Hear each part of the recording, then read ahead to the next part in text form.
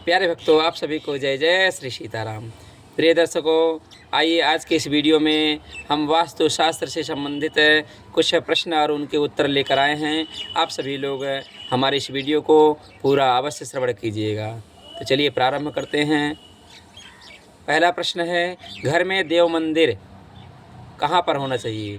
अर्थात पूजा पाठ का स्थान, देवी देवताओं का स्थान कहाँ पर होना चाहिए? दूसरा प्रश्न है, घर में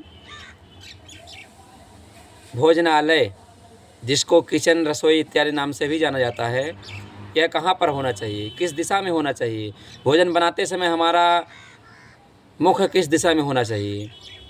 तीसरा प्रश्न है, घर में शौच का स्थान अर्थात शौचालय, जिसे लैट्रिन बाथरूम इत्यादि नामों से जाना जाता है, यह कहाँ पर होना चाहिए? किस दिशा में होना चाहिए? लैट्रिन का, आपका जो घर में लैट्रिन है उसका सीट किस दिशा में होना चाहिए? इन सब बातों को श्रवण करेंगे। तो चलिए प्रारंभ करते हैं। आप सभी का दिन मंगलमय हो। प्यारे भक्तों, पहला प्रश्न और उसका उत्तर। पहला प्रश्न है, घर में देव मंदिर, पूजा पाठ का स्थान कहाँ पर होना चाहिए? तो शास्त्रों में प्रमाण मिलता है कि घर में पूरब और उत्तर के कोना, पूरब और उत्तर का कोना ईशान कोण कहलाता है, अर्थात ईस्ट और नॉर्थ का कॉर्नर। ईशान कोण पर ही घर में देव मंदिर होना चाहिए, पूजा पाठ का स्थान बनवाए और वहाँ पर नित्य पूजा करे। अगर आप ऐसा करते हैं तो आपके घर में सुख समृद्धि, धन धान्य की वृद्धि होगी, सुख समृद्धि आएगी, खुशहाली आएगी, आपके घर में सुख शांति का माहौल बना रहेगा और देवी देवताओं की कृपा आपके ऊपर एवं आपके परिवार के ऊपर बनी रहेगी। दूसरा प्रश्न है, घर में भोजनालय, किचन, रसोई कहाँ पर होना चाहिए? किस दिशा में होना चाहिए? तो दूसरे प्रश्न का उत्तर यह है कि घर में आपका जो रसोई है, जो भोजनालय है, यह पूरब और दक्षिण का कोना अग्निकोण कहलाता है, अर्थात ईस्ट और साउथ का कॉर्नर।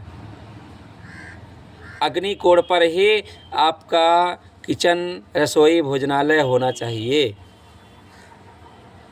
ध्यान रहे, जब आप भोजन बनाते हैं तो जो गैस का दिशा है, जिधर आप भोजन बनाते हैं, रोटी बेलते हैं, आप भोजन पकाते हैं, भोजन पकाते समय, भोजन बनाते समय आपका मुख पूर्व दिशा में होना चाहिए। इस बात का विशेष ध्यान रखें। वहाँ पर अग्निकोण में जल स्रोत ना हो। अगर वहाँ पर जल का स्थान है तो यह आपके लिए धन की हानि कराता है। इसलिए आप लोग ध्यानपूर्वक अपना रसोई बनवाएं, लेकिन अग्निकोण पर जल का स्थान नहीं होना चाहिए। अगर आप अग्निकोण पर भोजन बनाते हैं और जल का स्थान नहीं है तो आपके घर में धन धान्य की वृद्धि होगी, अन्नपूर्णा माता की कृपा प्राप्त होगी।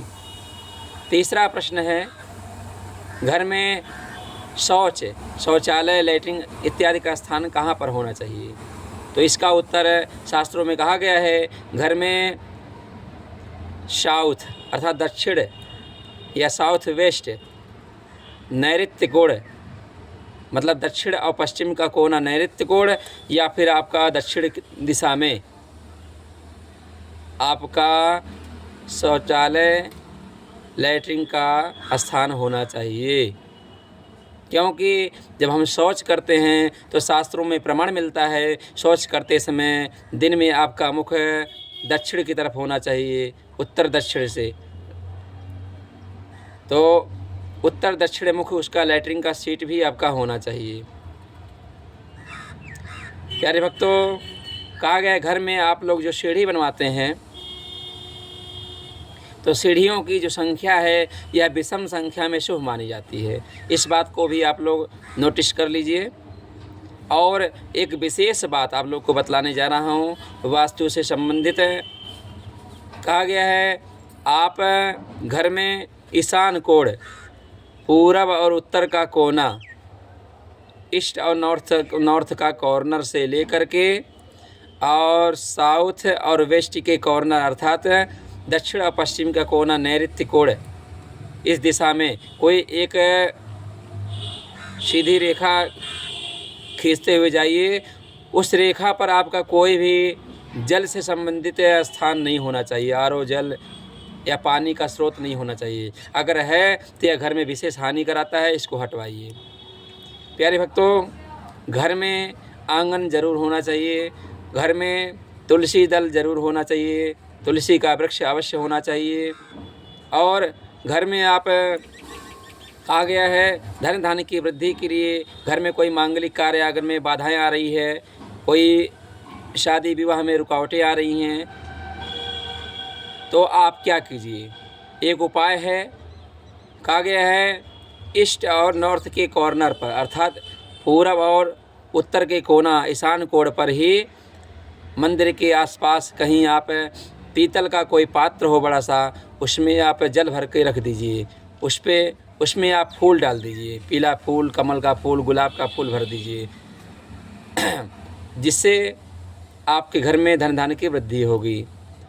कहा गया है वास्तु का एक विशेष नियम और है, जिन हम बहन बेटियों का विवाह नहीं हो रहा हो और विवाह करने योग्य हो गई हों, उन बहन बेटियों को कभी भी घर में ईशान कोण पर नहीं सोना चाहिए। आप लोग को पता चल गया है ईशान कोण कौन सा है। ईशान कोण पर जो भी बहन बेटी सोती है, शादी की उम्र में हो गई है और शादी करना है और ईशान कोण पे सो रही है, तो उसके शादी में अवश्य रुकावटें आती है। अगर वह ईशान कोण पे नहीं सोती है तो उसका शादी शीघ्र हो जाएगा। सोने के लिए 2 दिशा निर्धारित किया गया है शास्त्रों में। कहा गया है पूर्व दिशा में ही सिर करके सदैव सोना चाहिए। पूर्व दिशा में आप नहीं सो सकते हैं तो आप दक्षिण दिशा में सिर करके सोना चाहिए, उससे धन धान्य की वृद्धि होती है। पूर्व दिशा में सोने से सुख समृद्धि की वृद्धि होती है, विद्या की प्राप्ति होती है, और दक्षिण दिशा में सोने से धन धान्य की वृद्धि होती है। वहीं पश्चिम दिशा में सोने से मानसिक टेंशन, विकार, परेशानी, चिंता, घर में एक समस्या उत्पन्न होती है। और उत्तर दिशा में सोने से, सिर करके सोने से हमेशा शारीरिक कष्ट बना रहता है, घर में पाप ताप संताप बने रहते हैं, हमेशा बीमारी बनी रहती है घर में। इन सब बातों को आप विशेष ध्यान दीजिए तो आपका जीवन मंगलमय हो जाएगा। प्यारे भक्तों, अगर यह वीडियो आप सभी लोगों को पसंद आया हो तो ऐसे ही वीडियो देखने के लिए हमारे YouTube चैनल श्री सीताराम सेवा पथ को लाइक कीजिए, सब्सक्राइब कीजिए, शेयर कीजिए। आप सभी का दिन मंगलमय हो। आप सभी को जय जय श्री सीताराम।